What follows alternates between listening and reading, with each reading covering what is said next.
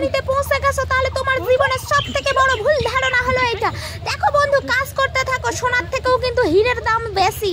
তাই দেখো তোমার কাজের দ্বারা তুমি একদিন ঠিক ঘুরতে ঠিক একদিন তুমি হীরের খনি ডায়মন্ডের কাছে পৌঁছে গেছো। এখন তোমরা আমারে কইবা জাতি এ পাগল নাকি ছাগল যে ভিডিও করে, ভিডিও রিলেটিভ কথা কয় না। দেখো বন্ধুরা, আমি শিক্ষিত নয়, কিন্তু আমি একজন অশিক্ষিত হলেও আমার শিক্ষা কিছু তোমাদের মধ্যে আমি তুলে ধরতে চাই।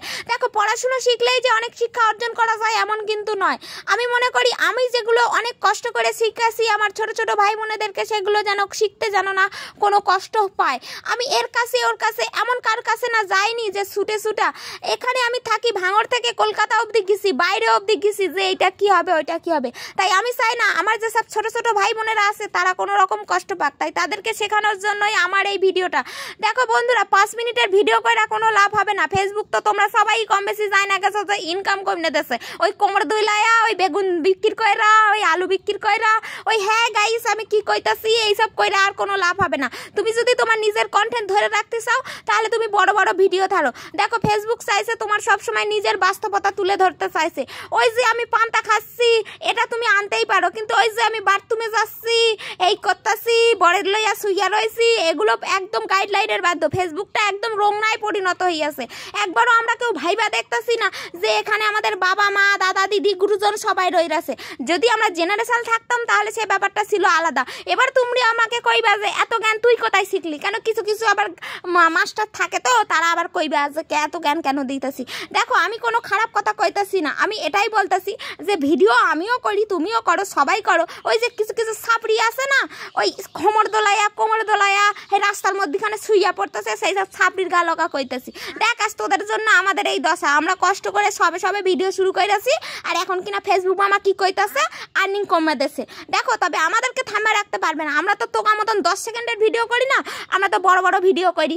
আমাদের ভিডিও যথেষ্ট ফেসবুকের কাছে সম্মান পাবে। আর তোকা মতন তো একটুখানি তোকা তো কথা বলার যোগ্যতা অবধি নেই, তা তোরা কি করে ভিডিও কইরা খাবি। দেখ, বা যদি আরেকটা কথা তোমাকে লগে কইতাছি, আমার প্যান প্রিয় কলিজার ভাই বোনেরা, তোমাকে লগে আমি কইতাছি, বোন যদি তুমি মনে করো যে সোশ্যাল মিডিয়াতে তুমি কাজ করবা তাহলে তুমি পারলে আজই একটা ইউটিউব চ্যানেল খুলে নাও যদি বাঁচতে চাও। কারণ আমি বলতেছি, দেখো, ফেসবুক তুমি করো, ফেসবুকের থেকেও কিন্তু ইউটিউবে বেশি ইনকাম, তোমরা হয়তো বেশি।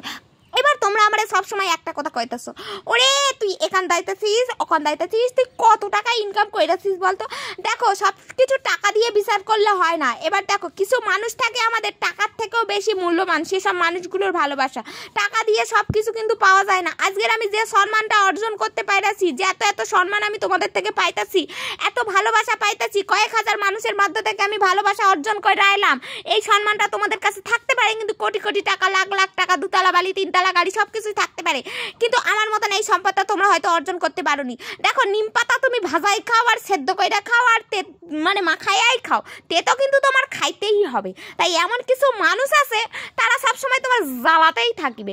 টাকা লগে তুমি যতই সুন্দর কাজ করো না কেন, টাকার কাছে তুমি কোনো সময় ভালো হইতে পারবে না গো বন্ধুরা। এবার তোমাকে লগে আরেকটা কথা বলি, আমার ভিডিও সবার হয়তো ভালো লাগে না। দেখো, জায়গা ভালো লাগে না, টাকার কাছে আমি হাত জোর করে রিকোয়েস্ট করতেছি, আমাকে আনফলো করা বেরিয়ে যাও।